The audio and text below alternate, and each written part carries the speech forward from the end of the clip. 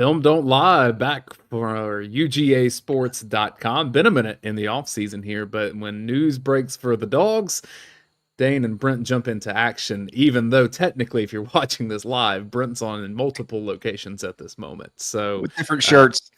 Yeah, yes. If you want to flip away from Pollock and Brent, you can get Dayne and Brent. So Yes, very the much so. talent, the football acumen just decreased a bit for you, my friend, with me on your side.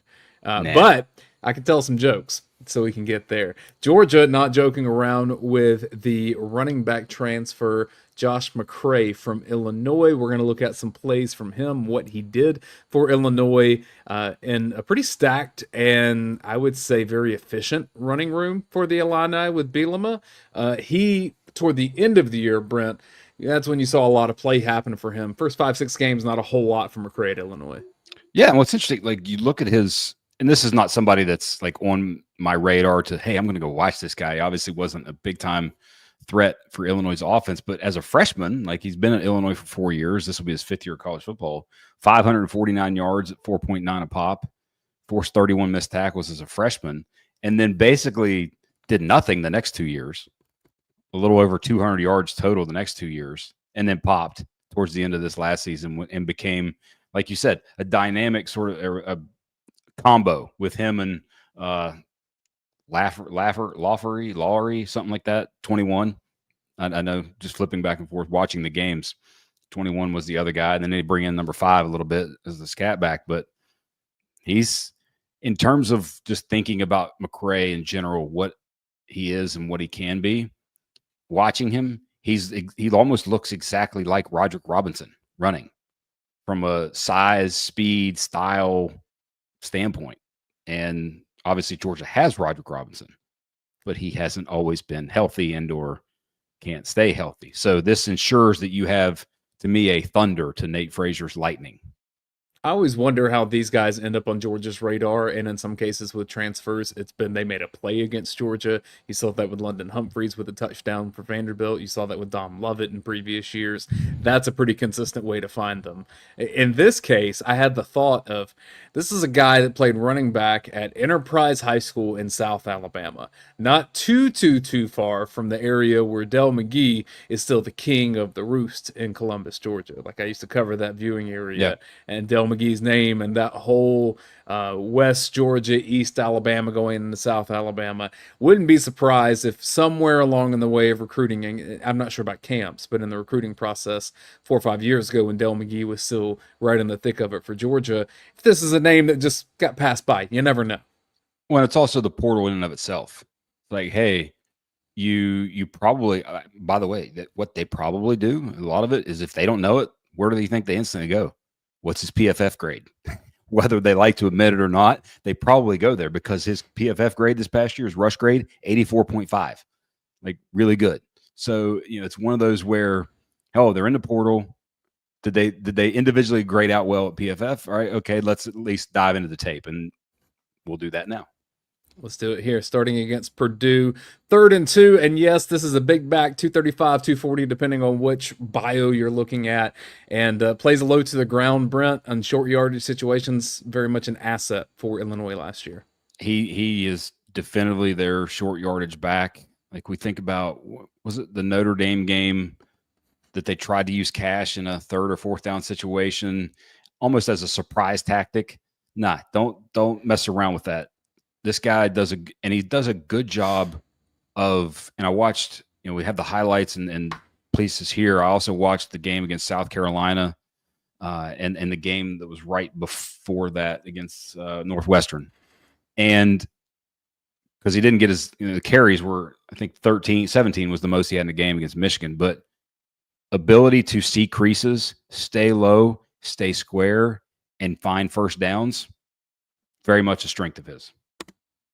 Gets it there on 3rd down.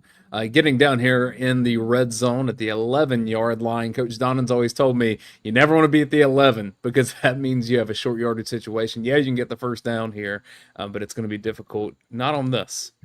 That and 1st and goal at the 9 or 10 always stinks too. But like you see, it's short area quickness. It's a big guy who has vision and can sense. And you see, like the majority of Illinois' run game, at least with him specifically, probably 2-to-1 in terms of zone runs to gap based runs. And here it's movement, reading movement, and then finding the cutback lane. And the biggest thing about him when you watch him is rarely, if ever, do you see his shoulders get to the sideline. Like even there, he's jump cutting and moving back to his left, and his shoulders are basically staying parallel to, north-south in a way. And runners who do that consistently, with a plus forward body lean with his size, great stuff. Not a burner by any means, but I was pretty impressed with the agility and just some of the cuts in some traffic. Like he's a good athlete. You can tell that. It's just that he's not going to be running away in the open field very often, I don't think. No, but so numbers wise, if you look at Georgia's, the number of 10-plus yard runs, Nate Frazier and Trevor Etienne both had 17 10-plus yard runs, a long of 48 between the two of them. McCray last year, and by the way, it's about the similar in terms of number, actually about almost the exact same in terms of number of carries.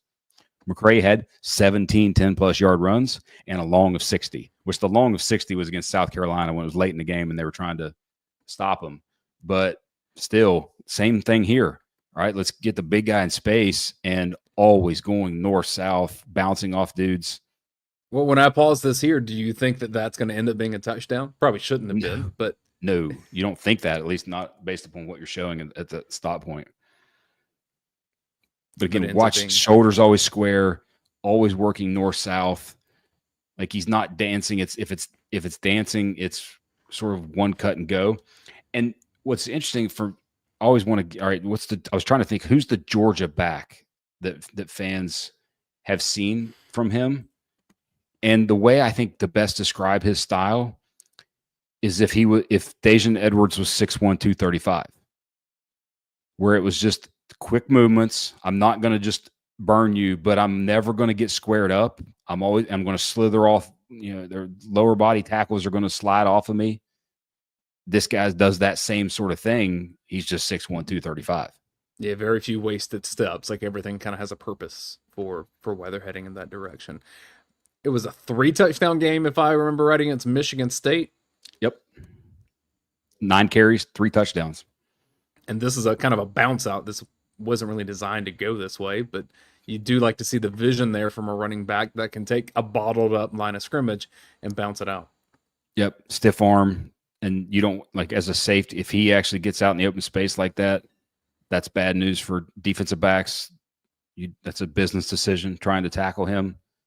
And his feet stay moving. Good bounce, good lean. Good balance on the side. A lot of very positive aspects from him as a rusher. I think I just blended 2 words together there. Well, here's some of it against Minnesota. And again, this against most teams that Georgia plays, this is nowhere near an open field touchdown. This should have been bottled up. But look, part of playing running back is staying on your feet, even for things that should have brought you down. How do you stay up and just keep extending the play? And I do like to see that. Look at that, ankle tackles. Sorry, got nothing for you with ankle tackles. You're not going to bring this guy down. And that was like right on the hip with from the DB, and he just goes to the ground. It's like he's not even there. And the other thing that's cool here that, this is split zone action out of the pistol. I mean, how many years have you been hearing me say, hey, I'd like to see some of this action out of the pistol? And you got a big guy going downhill like that can read and quickly cut and stay north-south. Okay, maybe you get some more pistol involved in your offense, but that's just me. I doubt George is changing the offense based on McCray, but I understand what you're saying. They should just do it anyway. Well, it's just they've had it. It's not like it's never been a part of their offense. I just want to see more of it is my only thing. I wanted to pull a play against Oregon. This is a blowout loss, but I just kind of wanted to see against the best competition or among the best competition that Illinois played. What did we see? Great patience. This is if you're a back and this, short yardage, 2nd and 2, but this is a counter play. What do you want to see? A guy who hits the hole too quickly? No, you want to see patience. And yeah, it's just a 4-yard gain, but it's patience. It's running through contact, always being positive. I'll try to look up. I couldn't find whether in terms of number of rushes he had that were like no gain or loss. But for the most part, like out of his 117 carries, 39 were for first downs. So moving the chains, consistently getting north-south, you need that. You need that as a part of your offense. Well, and you say only 4-yard gain at this stage, down 14 and halfway through a first quarter against a really good team. Illinois just needed something positive. So this was a way to try to get something going that didn't get much going after that. Here's where I think he's such a big asset is, again, you mentioned the Cass Jones play down in the goal line territory. We've seen Georgia do some jumbo stuff, and I'm not saying that he needs to be going over the top a whole lot, but old school Georgia fans are going to like seeing this. And at minimum, I think at the goal line is an asset that maybe Georgia's roster, especially if Rod Robinson isn't as healthy, they probably needed someone like this. Yeah, very much so. And the thing is the beautiful part about this is even if Robinson is healthy, like having the option of one or both, and it's like, all right, this guy's got it today. Let's keep feeding this guy, or that sort of thing. Or hey, one guy had a better week of practice than the other. Having the option of both, beautiful. And I love the over the top stuff. I think guys don't do that enough in those type of situations. That's a good leap right there. I mean, from the two guy his size, I mean that's athletic. Yeah, 235, 240, and maybe he's had an extra biscuit that morning, and he might be 245. You never know. So like. It's ability, way, that's for sure. Did you read the story of the late Mike Leach, his idea at the goal line? Did you read that within the last couple of weeks where it came out? Having the really short guy? Yeah, having a little person in there, and then you throw them over the top. He used a different word. Yep, we're not going to do that. No, we aren't. But, regardless, I understand the optics for bad. I love the creativity to think it. Yes, and he had that. That's very much. McCray doesn't fit any of that. But McCray, I'm not going to sit here and tell you that this guy is one of the best pass catchers out of the backfield. But what I am going to do is just show you this video. I hadn't seen this. And when I saw it pop up, because I look at the numbers and saw it in the game, but some good stick 'em on those gloves because that's impressive. Yeah. I don't think George is going to be doing. Look, you have Cass Jones. It's going to be your best receiver out of the backfield. You have Nate Frazier. Like seeing this though. Yeah, and you look at his career. He had one drop. He's had one drop in his career on 30 targets. And by the way, he wasn't just a complete zero in the passing game this past season for Illinois. 13 receptions for 116 yards and a touchdown. So much like I remember Rod in the last year's spring game, and early on, we showed a reception of his in the spring game a season ago. And it's like, okay, you got to be able to have these guys be somewhat of a receiving threat, at least as a check down. And, okay, this guy can do that. Yeah. And he played in a strong conference, a team in Illinois that by the end of the year, you kind of saw as a borderline contender, not necessarily for national championships, but they weren't a fun team to play. And by the end of it, he was a big piece of the offense there. I went and listened to a couple of Illinois podcasts from media that cover them. They were a bit surprised that he went into the portal, that this was one of those Brett Bielema's guys that early on in the tenure that he identified McCray as someone and then has been there for 4 years. I think that they thought he was going to be one of the pieces to build around for next season. And especially given the fact that they're probably looking at themselves with Altmaier coming back as true playoff contenders. And like that, I agree, was a bit of a shock. But at this point, with anything in the portal, if someone's loss is another person's gain, or everybody loses, like in a situation north of us, I guess maybe, I don't know, maybe they did, maybe Tennessee actually did win. Let's wrap with this. Because we're going to get to another live video here with another one of Georgia's transfers. Best guess, it's April, but best guess at Georgia's pecking order at running back. I think we both agree Nate Frazier is first rattle out of the box there. After that, and I think we agree Cass Jones will get his in third down situations and passing situations. Beyond that, are we looking at McCray and Rob? Are we looking at Peanut? What are you thinking? I think this guy has a potential to just be that sort of next up. Roderick Robinson, if he's healthy and when he start in the fall, I can't remember exactly what his timeline was. I know he obviously missed spring, but obviously being there for the time that he's been there should have the leg up. But if this guy can come in and get acclimated. Running back is one of those where